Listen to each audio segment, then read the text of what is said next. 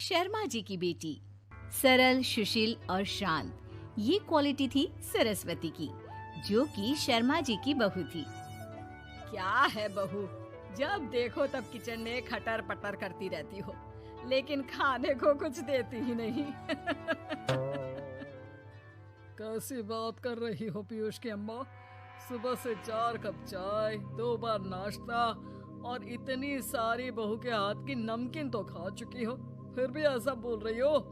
अरे कुछ तो डरो ऊपर वाले से। तभी वहाँ पीयूष आ जाता है। क्या है सरस्वती, इतनी देर लगती है क्या टिफिन बनाने में? एक काम है घर का तुम्हारे पास, वो भी नहीं कर पाती हो वक्त पर।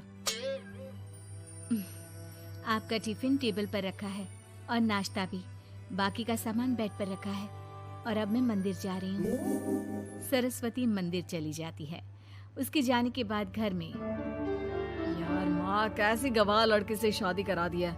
मंदिर, पूजा, किचन और सास ससुर के सिवा इसे कुछ दिखता ही नहीं है कि कैसे खुद को स्मार्ट बनाकर रहना होता है, कैसे लोगों से जुड़ना है, बातें करनी है, ऐश करना है। अरे पैसा बचाओ और कुछ आता ही नहीं इस लड़की को।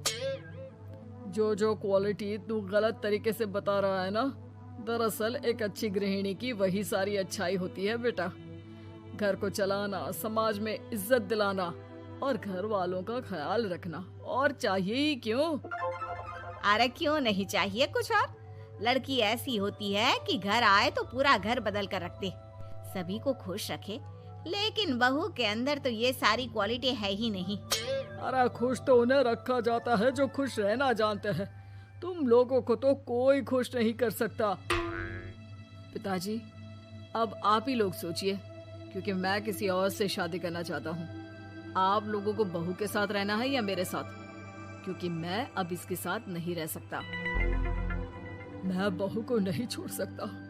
उसके मरते पिता को मैंने वादा किया था कि मैं उसे बेटी बनाकर रखूंगा।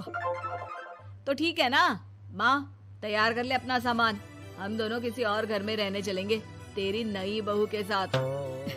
अरे हाँ बेटा, वही ठीक है, लेकिन मैं तेरे पिता के बिना भी तो नहीं रह सकती। तो मेरे बिना रह सकती हो? ठीक है, मैं अकेले ही चला जाता हूँ। बेटा वहाँ से चला जाता है, लेकिन सास का दिल नहीं लगता।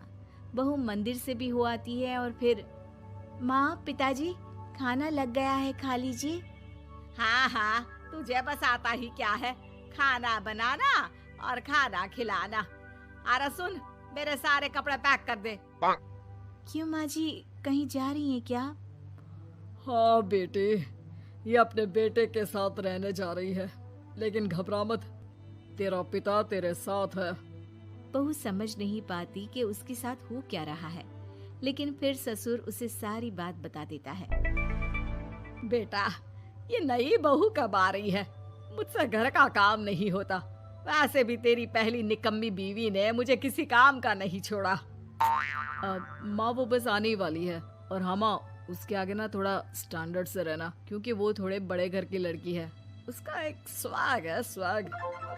तभी वहाँ एक बहुत सुंदर सी लंबी सी लड़की आती है। हे पीयूष, भागकर कैब से मेरा सामान ले आओ, और हाँ प्लीज एसी ऑन करके जाना। रीमा, ये मेरी माँ है। तुम चाहती थी ना कि मेरी माँ हम लोगों के साथ रहे। हेलो आंटी जी, हम लोग ना जल्दी शादी कर लेंगे, फिर मेरी जैसी टॉप लड़की आपको अच्छी बोलेगी। एक्साइटेड होंगी ना आप? पर नो इश्यू।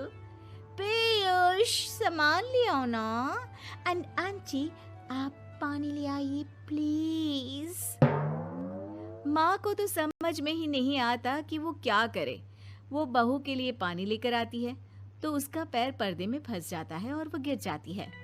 ओहो, पूरा पानी गिरा दिया। कांच का ग्लास क्यों छूती है जब हाथ पैर नहीं चलते? कितनी मुश्किल से मैंने और पीयूष ने ये गृहस्थी बनाने की कोशिश की है। अरे पर तो क्या हो गया, एक गिलास ही तो टूटा है। अपने घर में तो रोज एक तोड़ती हूँ, लेकिन मजाल है सरस्वती कुछ कहे। और हाँ, मैं पानी वानी नहीं पिलाने वाली, मुझे ऐसी कोई आदत नहीं है। बहू हो, बहू की तरह रहो, समझी? तभी वहाँ पीयूष आ जाता है, जिसे देख रीमा रोने लगती है। देख लो अपनी माँ को। गोटी सुना रही है। और अभी तो मैं आई हूँ, थक गई थी, बस पानी क्या मांग लिया। कह रही है बहू हो, बहू की तरह रहो।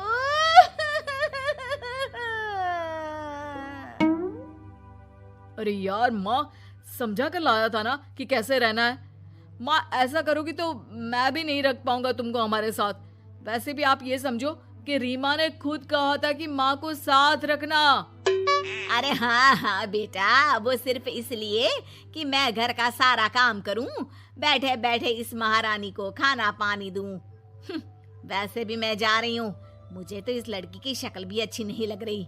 मेरी सरस्वती के आगे तो ये कुछ भी नहीं है। निकलो निकलो यहाँ से। मैंने सोचा था बिना पैसे का नौकर मिल जाएगा, लेकिन नहीं। कुछ लोगों को आदत होती है फ्री की रोटी खाने की। निकलो यहाँ से। पीयूष, धक के मार कर निकालो इस औरत को यहाँ से। अरे ये कैसी बात बोल रही हो रीमा? ये माँ है मेरी, माना थोड़ी जिद्दी है। अरे वाह बेटा वाह, अभी भी तुझे मेरी ही गलती दिख रही है ना? कोई बात नहीं। माँ वापस घर आ जाती है। बहू, मुझे माफ कर दे बेटा, वो तो शैतान का नानी है। माँ, मैं उनके बारे में कोई बात नहीं करना चाहती। ये मेरा मायका है। अब आप लोग मेरे माता पिता। मैं हमेशा यहीं रहकर आप लोगों की सेवा करूंगी।